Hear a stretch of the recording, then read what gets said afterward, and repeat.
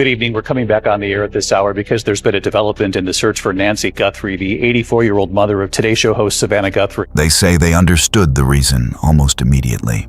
So why, weeks later, does everything about this case feel more confusing? They say this case should have become clearer with time. But instead, every new detail seemed to pull it in a different direction. An elderly woman disappears from her home, and almost immediately, the signs point to something deliberate, not random, not accidental, something chosen. And when something is chosen, there is always a reason. But here's the problem. The more people tried to understand that reason, the less everything seemed to fit. Because the evidence didn't line up neatly. It split, and once it split, the case stopped being a simple disappearance and became something far more unstable. Now think about this. In most cases like this, the first few hours are chaotic, but over time, patterns begin to settle. Investigators narrow possibilities. The public starts to understand the direction. But here, the opposite happened. The first moments felt clear. What followed felt fractured. So ask yourself this. When a case gets more confusing instead of less, what does that usually mean? It usually means the truth is not sitting in one place. It's hiding somewhere between multiple versions of the same story. Let's start with the scene itself, because everything begins there. The details that first responders encounter are often the purest version of the event before interpretation, before theory, before public pressure. And what they found didn't suggest a simple disappearance. It suggested interruption. A life paused mid-motion, personal items left behind, daily routine broken without warning. Voodoo and small details that implied someone had already made a decision before stepping onto that property. This wasn't a moment of opportunity. It felt more like a moment of intention. But here's where the first crack appears. Because when something is intentional, we expect consistency. Planning usually leaves a pattern, a clean line from action to outcome. But in this case, that line never fully formed. Instead, the case began to branch, and each branch told a different story. And this is where everything changes, because once you look at the evidence through that lens, you realize something important. This case may not be confusing because there are no clues. It may be confusing because the clues don't agree with each other. Now let's talk about motive. Not what happened, but why it might have happened. Because that's where most people instinctively look for answers. And early on, there were strong indications that this was not random, that the victim was selected, not by chance, but by choice. And when a victim is selected, it narrows the psychological field. It tells you this wasn't about being in the wrong place at the wrong time. It suggests someone had a reason to be there. But here's the tension. If the reason was understood early, why didn't that clarity lead directly to a suspect? Why does the case still feel suspended between possibilities? That gap between knowing why and proving who is one of the most difficult spaces in any investigation. Because motive doesn't identify a person, it only identifies a direction. And sometimes, that direction is broader than people expect. Now pause for a second and think about this. Mid-realm, if you knew the reason behind a crime, would you assume the rest would fall into place quickly? Or would you question why it hasn't? Because that's where this case becomes uncomfortable. It gives the impression of progress without resolution. And then came another layer, one that seemed, at first, to simplify everything. The idea that this could be about money, that this could be transactional, a situation where the motive is straightforward. Take something, demand something, resolve it through exchange. And on the surface, that makes sense. High-profile connections, public visibility, financial capability, all of that fits a familiar pattern. But patterns only hold when behavior matches them. And here, behavior started to drift, because in structured financial crimes, communication tends to be controlled, direct, focused, quiet. But in this case, elements appeared that didn't feel controlled. They felt exposed, almost as if the situation was not being managed in a predictable way. And this is where expectation breaks, because what looked like a clear financial motive began to feel less stable, less precise, more reactive. So now the question changes. Was this ever purely about money? Or did money become part of something that started differently? And before you answer that, consider this.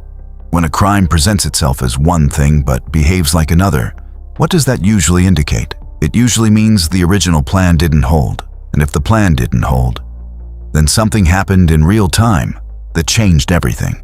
Now let's go deeper, because there's another layer that cannot be ignored. The possibility that the victim was not the final focus, but the most accessible path. In certain cases, the individual targeted is not the one the situation revolves around. Instead, they are the connection point, the bridge to someone else. And when that happens, motive becomes more complex. It's no longer just about the person involved.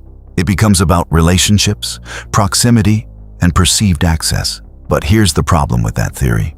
If the act is personal, why leave signals that resemble something transactional? Why create confusion between intention and appearance? This is where the case starts to feel psychologically layered. Because now you're not just asking what happened, you're asking what the event was meant to look like. And that distinction matters. Because appearance can mislead, and misdirection, intentional or not, can stretch a case far beyond its natural timeline. Then now ask yourself this. Do you think this case feels more like a direct act, or something designed to look like something else? Because that answer changes how every detail is interpreted. And this is also the point where another dimension enters the picture, the investigation itself. Because in high-profile cases, the process doesn't just uncover truth, it becomes part of the story. Public updates, shifting narratives, evolving statements, all of it shapes perception. And when perception starts to shift, confidence can shift with it. Not necessarily because something is wrong, but because complexity becomes visible, and complexity is uncomfortable, especially when time is passing. Because time introduces pressure. Pressure on investigators, pressure on families, pressure on public trust. And under pressure, even normal investigative steps can start to look unusual from the outside. So now there are two parallel tracks. What actually happened, and how the handling of the case is being understood by the public. And sometimes, those two tracks don't align perfectly. And when they don't, the case feels even more uncertain. And this is where another difficult question appears. When official reassurance and visible activity don't seem to match, which one should people believe? Because perception can amplify doubt faster than facts can resolve it.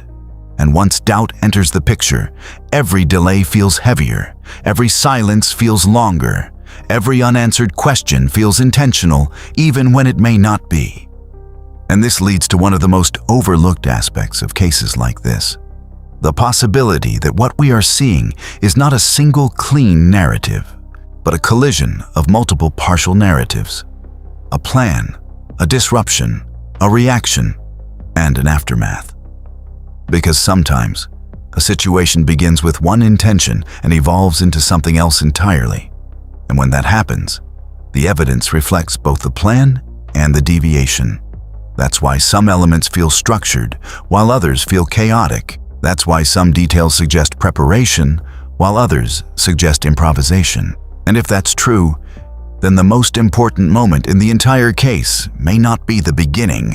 It may be the moment where everything shifted, the moment where the expected outcome no longer applied, and that moment is rarely obvious. It's hidden inside the details that don't quite fit. Now think about this carefully. If a situation changes mid-event, what does that do to the evidence left behind? It creates contradiction. And contradiction is exactly what defines this case. Because every time it seems to point clearly in one direction, another detail pulls it somewhere else. And that's why this case feels unresolved, even with information on the table. It's not the absence of clues. It's the presence of too many interpretations. And that brings us back to the central tension. The idea that a reason may exist, but the identity behind it remains out of reach. Because understanding motive is only part of the equation. You still need connection. You still need confirmation. You still need that one link that turns theory into certainty. And until that link is found, everything remains in motion. Not stagnant, not forgotten, just incomplete. And this is where the deeper truth of the case sits. Not in a single unanswered question, but in a pattern of answers that don't fully connect yet. Because sometimes, the hardest cases are not the ones with no direction. They are the ones with too many. And the real challenge is not finding a clue. It's finding which clue actually matters most. So now the question shifts back to you. What do you think this case was really about at its core? A calculated plan, a personal motive, or something that changed in the moment? Because your answer to that question determines how every piece of this case fits together. And if this kind of deep, layered true crime breakdown is what you want more of, let me know your thoughts below.